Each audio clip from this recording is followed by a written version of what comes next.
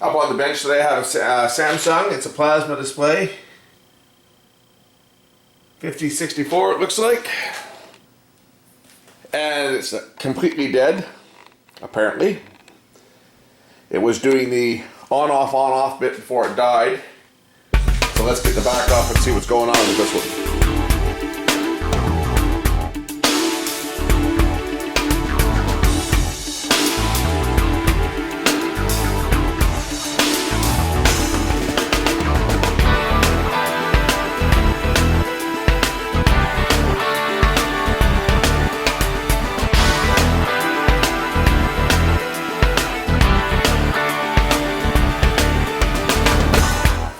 Okay, now that we've got the back off the set, we can start out by we'll check a few of the fuses first of all.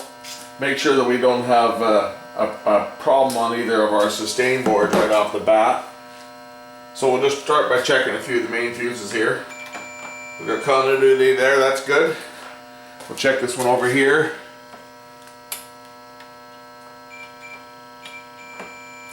That fuse is measuring good too, so we don't have any shorts on our X main or Y sustain board. On this set here, I'll identify the components on here. So we've got our upper and lower buffer boards, sometimes called the scan drive boards. Next to that, we've got our Y sustain board. On the other side of the set, we've got our X main or common mode sustain board, and I'm going to focus right here on the power supply because I think we're going to find that our problem is with the power supply. Right off the bat I can see some leaking caps on here, right here. So before I even put my meter on that, I'm going to pull this board out. We're going to check some of these capacitors in here, because right there, that one there is a dead indicator that that one is, the top is blown on that. This one's blown as well, you see. These Samsungs had really crappy capacitors in them. This set, it goes back to about 2007. It's the panel itself is made in Korea, the television's made in Mexico. So this was kind of at the transition point for Samsung. But here, these capacitors, these are going to be in the standby supply. So these are always running. These ones are running 24 hours a day, 7 days a week, so that you can hit the button on your remote control and have the TV turned on.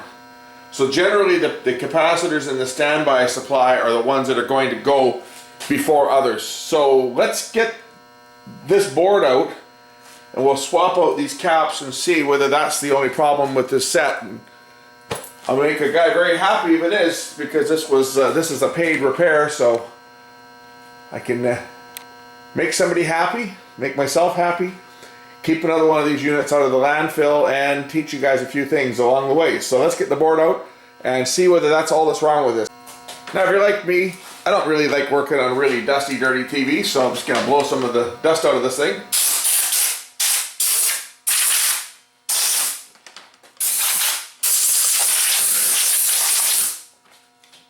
With the air compressor. So we'll just remove some screws here to take out the board. And of course, undo all the plugs. The plugs are all keyed. They only go in a certain connector, so there's no risk of mixing them up, because each plug has got a unique number of pins. You can't mix them up because they won't go into the wrong connector. Each plug only goes to a specific location. There's 4 capacitors in this set that I'm suspecting are bad or on their way out. We look at the ESR tester here. Just frame it up so you can see it. So here's one of them here. As you can see, 2 ohms. Yeah, that's real bad, because these should be down like about 0.01 or 0.09, somewhere in there. Here's another one, 2 ohms, it's bad. Oh, they're looking okay at this point. So there's 2 of them that are bad. 0.02, that one seems to be okay too. I think it's probably just these 2 that are bulged that are bad. Looks like just these 2 here. Let's get them out and replace them. Here they are here. They're both 1000 microfarad at 25 volts, a very common size of capacitor. I'm just going to go through my stock. I'm sure I've got those ones in stock. Those are the most common size of cap. So remove these two caps that are bad. Just going to heat them and pull them out. I'm not even going to bother to use desoldering wick or anything. I'm just going to heat them up and rock them slightly from the base and they'll come out.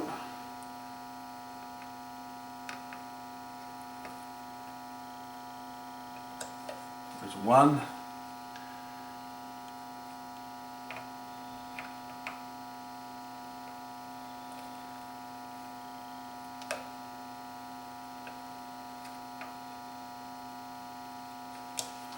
And there's the other. First we'll just clean up the board a bit. The desoldering pump to get solder out of the board, and then we'll get a couple new caps put in here.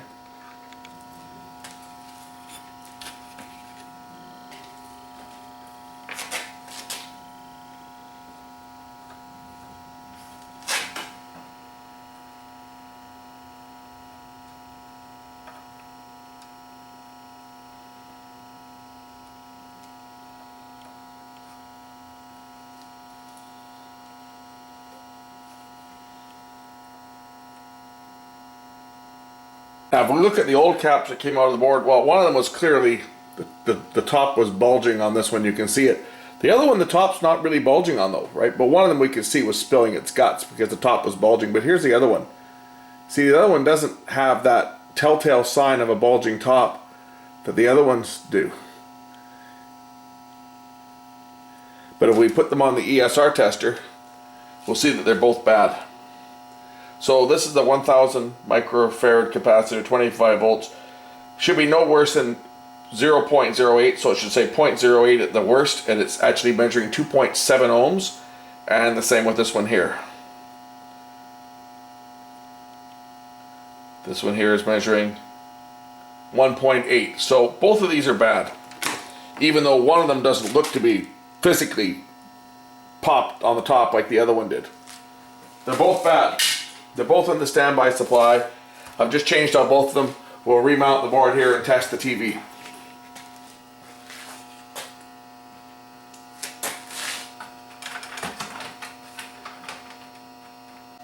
Okay, now that we have the board remounted, redo all the connectors.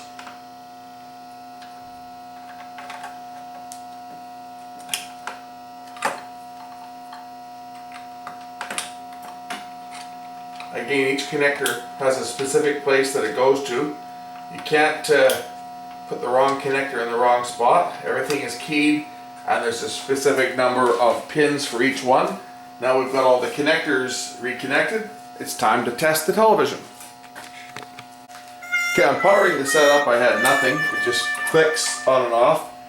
And I'm just checking the power supply and I find that I've got no voltages coming off my power supply. So my power supply still has a problem. It's not starting. The standby part's working. You can hear it close the relay, but the oscillator's not starting. So we have to investigate a little more to see why the main power supply is not starting up on this set. Do you see what I see? Right here. Right here. Crack. See this connection here? We have cracked solder connections on this power supply board, so this isn't the only one, but this is the first one I've spotted. I'm going to go over this board with a big magnifying glass and look at it closely because it's not starting. We've got our raw B plus 380 volts coming up at the fuse. The standby supply is working. You hit the power switch and it clicks on and off. You can hear the relays click, but the main power supply is not starting. And I just got in, started to look at this thing, and within a few minutes I found that one there is bad, and there's others that look suspect. So I'm just going to go through the board here. We'll resolder all the suspect looking connections, this one included. This is where having a good work light in your workbench really comes in handy. Well, my workshop here is like a TV studio. I've got directly over top of me I've got a big 400 watt high bay metal halide light, so I've got very good light, and that lets me see some of these obvious cracked solder connections. So I'm just going to go through here with the soldering iron, reheat all the ones that look bad, and then we'll give this another try and see if we get this set going today.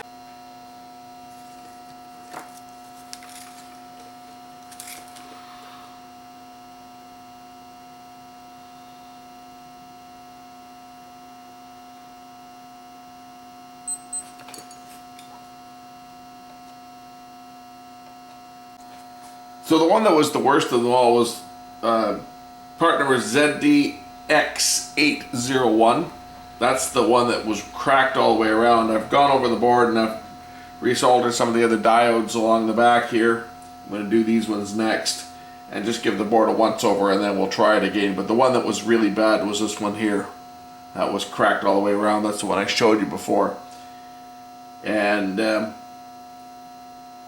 hopefully that's all that's wrong with this thing. Otherwise, I gotta really dig into it. Could be one of these other little capacitors too in the oscillator start circuit. If the oscillator here is not starting, there's an IC in here. So this is one of the oscillators for the chopper transistors. If it's not starting, that could also be a problem. But we'll address the problems with the broken solder connections first, and see whether that's the only problem with the unit, because the customer's complaint was it was shutting on and off, which would actually indicate a connection problem more than anything. Actually, it was shutting on and off, and eventually it wouldn't come on, was their complaint.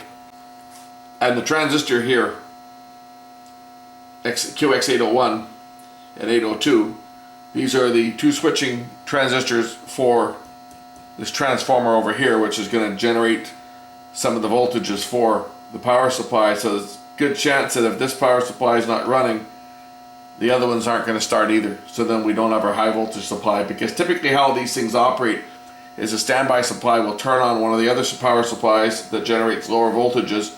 Once that supply is running, that will then turn on the higher voltage supplies. So you have a chain reaction. If you have one supply that's not working, the other ones won't even attempt to start. Now I've tested the field effect, the MOSFETs. I don't find any that are blown at this point. So there's no shorts on this board, it just won't start up. Because we have a power supply problem, the power supply won't start, I'm going to need to try and start this power supply out of the circuit. So what we have to do is I have to force the power supply into running. To force the power supply on for troubleshooting, I need to put a pull down resistor between the PS on pin, which is the back pin here, and ground. So I'm going to turn the board over. I'm just going to put a little 1K resistor here. I'm going to solder that onto the board. That'll force the power supply on. I also have to force on the VS supply, because I want to turn the oscillator on this power supply so that I'm able to see if the power supply is running. I want to be able to force it on out of the set. Once I get the power supply working, the rest of the set should work, but I need to be able to isolate the power supply. Now I do have this power supply plugged into my isolation transformer, which is also plugged into my variac, the isolation transformer being under my bench. Very important when you're working on switching power supply that you are isolated from ground, as they are dangerous to work on. Some of our primary voltages on here on these capacitors gets up to about 380 volts, so you want to be very careful when you're working on these. And if you're not sure about what you're doing, don't do it, because a plasma power supply is a high current device, and you can do a lot of damage both to the power supply and to yourself if you're not careful. There's more than enough energy stored in those capacitors to stop your heart instantly if you were to make contact with them. So if you're not sure what you're doing, leave it to a professional, but I'm going to force this power supply to run now so that we can check the oscillator and make sure that the power supply is trying to start at least. So what I've done is I've put a couple of resistors onto the power supply board. One to bring 5 volts to the VS on post. This is normally controlled from the control board on the TV.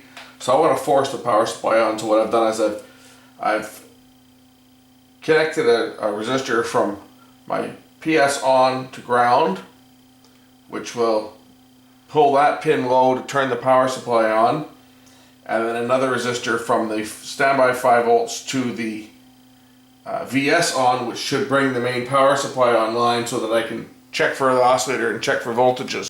Okay, I got you guys to observe something here, and I've got my probe. My power supply is trying to start, and I can hear the relay click, but it's going into a shutdown mode, so we have an overload somewhere on the secondary. And I've just got my scope probe here on one of the outputs from the FET transistor, the field effect transistors, and these are the power FETs. This is the input to my primary of my transformer, and I'm just going to show you the scope here. When I close this resistor for power on, what we're going to see is the signal come up. You see, and it shuts down. So that's telling me that my oscillator is good. My relays are okay. It's trying to start the power supply, but I'm not getting anything, and my B plus is fine going into it. I'm not getting anything on the secondary side. Well, at least I haven't gotten to that point yet. Let's just put the ground onto the cold ground. I had my ground probe connected to the hot ground, and we'll try it again. Now this time we'll see what we get on the secondary side. And we're getting a signal coming off the transformer. We're getting something off the transformer. Now that goes, I'm just going to shut off the power here because we got about 380 volts on the primary side here. Now that it's the capacitors are charged up, I got to wait for a few minutes for them to discharge.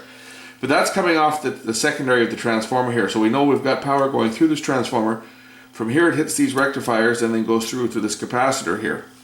And somewhere in here we've got a major overload. It may be this cap that's gone bad. I haven't checked this one yet. This is the only one I haven't checked. I haven't actually pulled it to measure it. I've looked at it in circuit with the ESR tester, but this cap might in fact have a dead short in it. Or we could have a problem with the diodes here. So we're getting close to figuring out what's going on with this power supply and getting this plasma back up and running. If we put the meter on, we measure our VA, which is our 207 volt supply, we'll notice that the capacitor is charged. And if I just close down my power on switch here for a second, I've got the VS supply resistor jumpered, I've got a resistor across the VS switching circuit to pull the VS supply on as soon as the power kicks in. But we'll notice that if I connect my ground resistor here to my power switch, we hear the relay click, and we get our 207 volts here, but then it shuts off. Interesting thing though, if we go over to that's the VS supply, sorry, if I go to the VA supply, now the VA supply should be about 63 volts. That's this test point over here. Now let's see what happens with the VA supply. Aha, 1.3 volts. So we have a problem with the VA supply. It's not working. So we're narrowing down our area of problem on this power supply. With the 207 volt supply is working, the 63 volt supply is not, and I'm assuming that the 5 volt, the other voltages are probably derived from that lower supply voltage, the 63. They're with regulators, they're probably divided down, but that's going to be on this side of it here, and it actually has its own oscillator, and it has its own set of MOSFETs over here. And if you remember earlier in the video, I showed you that there was a broken solder connection, and it was actually on these FET transistors over here. So we may have a bad oscillator over here. I'm going to check now to see whether we actually have anything going on, because it's a separate power supply. We have one transformer here for the VA or VS supply, and this one's for the VA supply. So let's check to see if the VA supply is trying to start. Okay, if we look at our drive for our FET transistors here for the 60 volt supply or 63 volt VA supply, this is the gate. And if we look at the scope and I apply power, see that we have drive.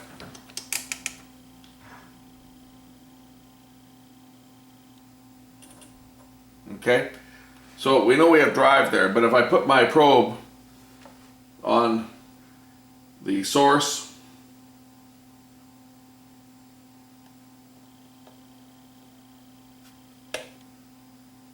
and we again apply power, I'm seeing a bunch of noise, but I'm not seeing a nice clean signal. See that? So this FET is not working. And that's this one right over here. That's one of the ones, that one and this one, the solder connections were completely fractured around on them. I have a suspicion that those components are damaged. So we're going to pull the parts out and see if we can test them, but I'm looking more and more like those FETs are bad. That's these ones down here on the bottom side of the board on the heatsink here. So I'm going to go and see if I've got some replacements and see if we can get this one going. I'm going to go through my collection of power supplies that I've collected over the years, and hopefully I'm going to have a pair of FETs that are going to be the same as this. Well, here's a bloody good indicator that your FETs are blown, like literally blown. As I unsoldered the leads, they actually split in two. And as you can see, there's not much left of them. They just actually literally exploded.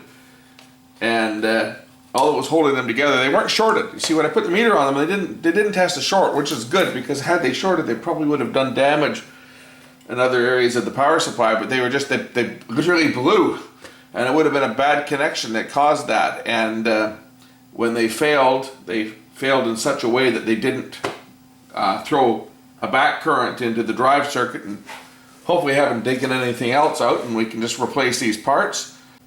So I found some replacements for these.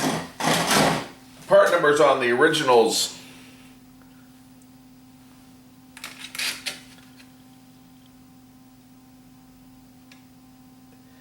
were FQPC9N50C. It's a Fairchild, actually BH11 FQPC9N50C is the number on it. It's a Fairchild component. It is a MOSFET, so metal oxide semiconductor field effect transistor. They're rated 500 volts, 9 amps. I have in my hot little hands here some bigger ones. These ones are 2SK 3797, 600 volt rating, 13 amp junctions. I think the ones that I've got in my hand here will be more than sufficient to fix this power supply. So I'm going to get the new transistors or new MOSFETs installed, and then we'll test this thing and see if we get our voltages back. For the record, you guys have seen this power supply before. When I repaired that Sony 40-inch that had the blown MOSFETs, they came out of this supply. This is out of a 46-inch Sony LCD, and the screen was broken on it, so the TV went to the recycler, but I kept the boards out of it just for this very reason, because whenever you salvage an old TV, I always keep the boards, because just lots of great parts in here I can pick off this thing. I got diodes, I've got MOSFETs, I got capacitors, I got all kinds of great parts that I can fix, 2 or 3 or 4 or however many other TVs without actually having to break down and go and buy some new parts. And because they're off of an original television, you know that these are going to be good quality parts. They're not going to be these Chinese knockoffs that are so they're so common these days. You go into the local electronic supplier or you order them online, and they look like originals, and then they blow up a week later because they're knockoffs. They're just relabeled. So by recycling parts out of a chassis that I know that the parts are good of, and in this case I know the parts are good because the screen was broken. There was nothing wrong with the TV. The TV worked fine. It just had a big crack across the screen. So I know that all the parts in this set are good. So I can reuse them. As long as they're the same rating or higher than the original, I can do it. Now obviously if the original had 13 amp rated transistors in it, or MOSFETs, and this one were only rated at 9, I couldn't do it in that case. But you can always go up. So like gone from putting in parts that have got a higher rating, you can always do that, and you're not going to have a problem. It's just important that when you do substitute parts, that you do look up the data sheet and make sure that all the parameters are the same. You know, your bias voltages and your resistance and so forth in the case of a MOSFET, and it's the correct channel. It's an N channel versus the P channel, because obviously if you put a P channel in and you're required to have an N channel, you're going to have major smoke. So as long as your components have the same specs, and at least the same specs or better, you can substitute. Whoever thought this was a good idea, mounting components like this so close to a transformer, with your head examined. Talk about designed not to be serviced. It's like all these transistors, these diodes down here. Try and change them. You'll have to pull all these capacitors out to do it. It's just a bad circuit board layout, and for what? For an extra couple of minutes of design. They could have moved this transformer over a little bit, or it's just one of the things that just kind of bugs me about modern electronics. Nothing is designed to be repaired, and that's probably what it boils down to. Is they figure that when these things break, nobody's ever going to fix them, so why should we design them for serviceability? And that's exactly what we're seeing when we see dumb designs like this. So if you're interested in what I think the root cause to the failure of these MOSFETs were, if you rewind back a bit, you'll remember that the solder connections were broken on these ones earlier, and I resoldered them. I did a quick test and they weren't shorted, and I didn't go any further than that, because usually when a MOSFET fails, it dead shorts. It doesn't just explode like these ones did. And so I missed it initially because I was only looking for shorts. But I think the root cause to this failure was the solder connections broke, and that caused loss of drive, and that would cause the MOSFET to stay in the on state. And how these operate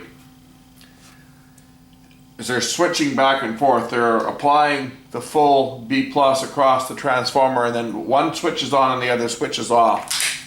So as they're being driven as basically an on-off switch. And the strength to a MOSFET over, say, a bipolar transistor is a linear device. These things are being driven hard as a switch. They're just basically on or off. There's no in-between state. They're on or they're off. So you've got the two switches going back and forth. And what that's doing is it's switching the current back and forth from one side of the primary to the other. Typically they'll have a center tap and they'll apply the power to the center tap, and then you'll ground out one side or the other, and they'll do this at a high frequency. And of course, if you lose drive and the transistor stays on and then the other one comes on, you've now just created a dead short, and boom, they blow. But that's, I think, the root cause was a bad solder connection on one of them, caused that one to fail, which took the other one out with it. When they fail, they always fail in pairs. So we'll just tighten these screws up here so we can resolder them on from the bottom side of the board.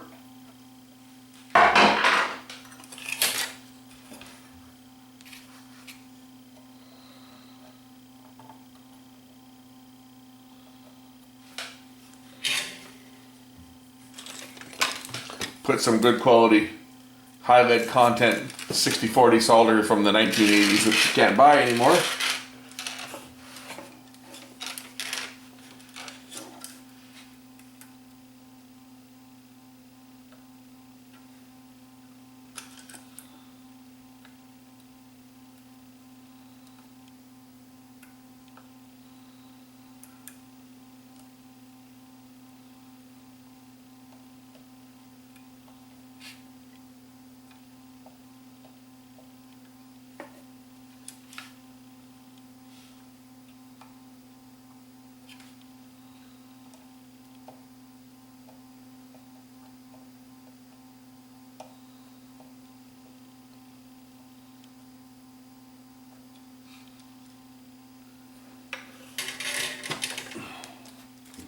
Okay, when I look at the drive for the MOSFETs, we'll take a look at the drive for one. We'll see that we got good drive.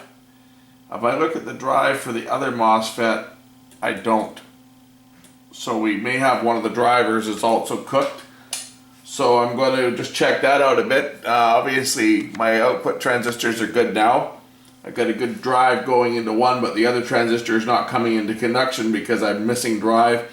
We do have a little drive transistor right down here, so we may have a problem with that one as well. So let me just do a little more troubleshooting. Again, this thing here has done a good job of blowing up, which is quite common when you have these high power supplies. When something goes wrong, it usually cascades into a multiple component failure.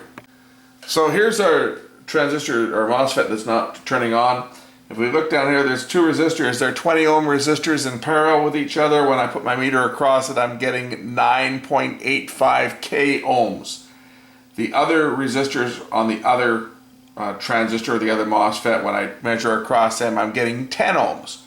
So these two little chip resistors, these two little 20 ohm resistors have gone open. I'm going to replace that with a 10 ohm resistor. Also, the diode across here has also gone open as well. There's a damper diode across it as well. This one's gone open. So as you can see, I've replaced the two 20 ohm resistors that were in parallel with a 10 ohm. I just ran it right back to the drive transformer. I replaced the open diode here with another little chip diode. So now we're ready to test the power supply and see if we get our voltages back. And now the moment of truth. I angle that so you guys can see it. Now you still can't see it because the light's reflecting on it, but my meter has seen better days. Okay, I'm on the VS supply here. You guys already know that it works. There's our voltage. Okay, I just left it on for a second. Our power supply seems to be firing up now. Let's put this thing back in the TV and see whether the TV will fire up with it.